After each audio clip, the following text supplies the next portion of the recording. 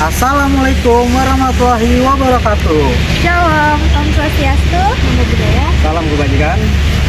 Halo, kami dari kelompok 1. Kali ini kami akan mempresentasikan tentang makalah kami yang berjudul Konsep Dasar Manajemen. Kelompok 1, Madina. Ayo. Rio. Ayo. Cece, Ayo. Adit, Ayo. Latar belakang dan urgensi manajemen. Poin 1, navigasi di era globalisasi dan dinamis. Di era modern yang kompetitif ini, setiap bentuk organisasi baik itu perusahaan profit, instansi pemerintah, organisasi sosial hingga industri pendidikan seperti Unikarta menghadapi perubahan lingkungan yang sangat cepat. Tanpa adanya sistem pengolahan yang terstruktur, organisasi akan mudah kehilangan arah, mengalami pemborosan finansial dan gagal mempertahankan keberlanjutannya. Poin kedua, peran strategi manajemen.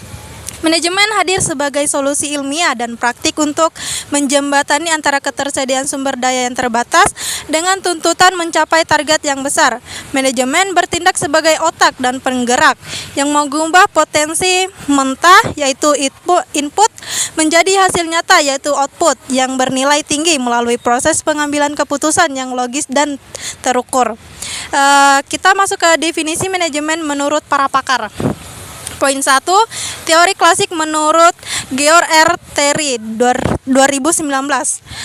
Georg R. Terry menyatakan bahwa manajemen adalah sebuah proses yang khas yang terdiri dari tingkatan-tingkatan seperti perencanaan, pengorganisasian, pergerakan, dan pengawasan.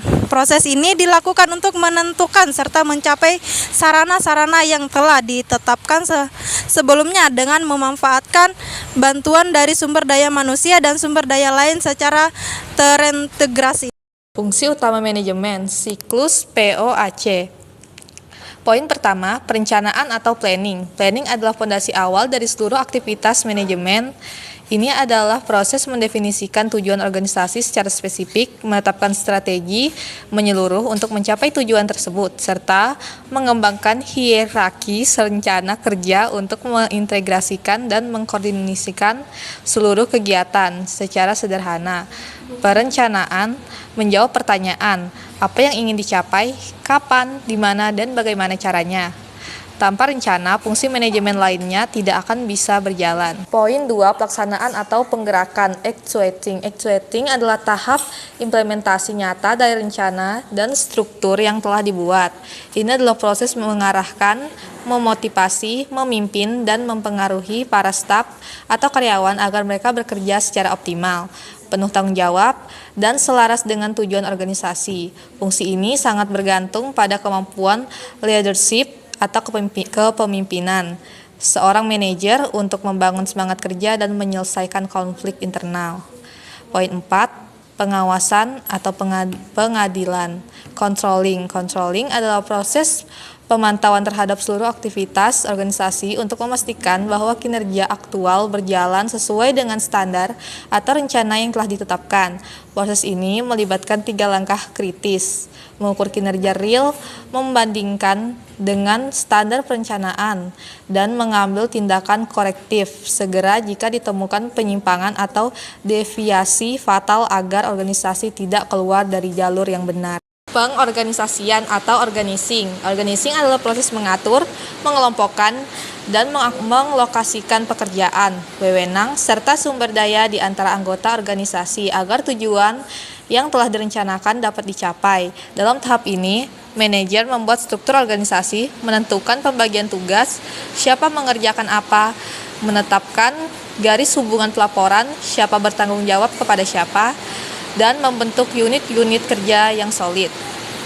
Unsur-unsur manajemen. 1. Manusia. Unsur paling krusial dalam manajemen, manusia adalah subjek yang membuat tujuan, merancang rencana, dan melaksanakan proses tersebut. Tanpa yang manusia kompeten, teknologi tercanggih sekalipun tidak akan berfungsi. 2. Uang. Modal atau anggaran yang dibutuhkan untuk membiayai seluruh operasional organisasi mulai dari gaji karyawan, pembelian bahan baku, hingga biaya pemasaran. Uang adalah alat ukur dan alat pengukur nilai dalam manajemen bisnis. 3. Material. Faktor fisik yang diperlukan dalam proses produksi atau penyediaan layanan, manajemen material yang baik memastikan ketersediaan bahan berkualitas tinggi dengan biaya yang efisien agar proses kerja tidak terhambat. 4. Mesin. Peralatan modern, sistem perangkat lunak atau mesin pabrik yang digunakan untuk mempercepat proses kerja, meminimalkan kesalahan manusia dan menciptakan standarisasi kualitas produk atau jasa. 5. Metode atau SOP, tata cara atau standar operasional prosedur SOP yang digunakan untuk melaksanakan pekerjaan. Metode yang tepat dan teruji secara ilmiah akan meningkatkan efisiensi waktu, tenaga, dan menekan pemborosan. 6. Market pasar, tempat atau target sasaran di mana hasil produksi organisasi, barang atau jasa disalurkan oleh dan dikonsumsi. Manajemen harus mampu menguasai pasar agar produk yang dihasilkan laku terjual dan memberikan profit berkelanjutan bagi organisasi. Hierarki dan tingkat manajemen. Yang pertama, manajemen puncak. Tingkatan tertinggi dalam organisasi yang bertanggung jawab penuh atas arah strategi, kebijakan makro, dan kelanjutan hidup organisasi secara jangka panjang. Mereka lebih banyak menggunakan keterampilan kontekstual berpikir makro. Contoh jabatannya seperti CEO, direktur utama, dan rektor. Yang kedua, manajemen menengah. Tingkatan yang berada di tengah struktur berfungsi sebagai jembatan penghubung antara manajemen puncak dan manajemen bawah. Tugas utama mereka adalah menerjemahkan strategi global menjadi rencana taktis dan mengkoordinasikan departemen dan memimpin manajemen operasional. Contoh jabatannya seperti manajer divisi, kepala cabang, dan dekan. Yang ketiga, manajemen lini pertama atau operasional. Tingkatan paling bawah yang berinteraksi secara harian dengan karyawan, teknis atau pekerja operasional. Mereka bertanggung jawab memastikan pekerjaan teknis di lapangan diselesaikan sesuai dengan jadwal dan standar operasional. Contoh jabatannya seperti supervisor, kepala seksi, dan mandor. Materi selanjutnya, target akhir manajemen. Efisien dan efektif. Yang pertama, efektif. Efektif berorientasi pada target akhir manajemen, efektif dan efisien. Yang pertama, pengertian efektif mencapai sasaran yang tepat. Efektif berorientasi pada hasil akhir. Sebuah manajemen dikatakan efektif jika organisasi berhasil mencapai target, visi, atau sasaran mutu yang telah direncanakan sejak awal, tanpa memedulikan seberapa besar biaya yang dikeluarkan. Poin kedua, pengertian efisien meminimalkan pemborosan sumber daya. Efisien berorientasi pada proses penggunaan input.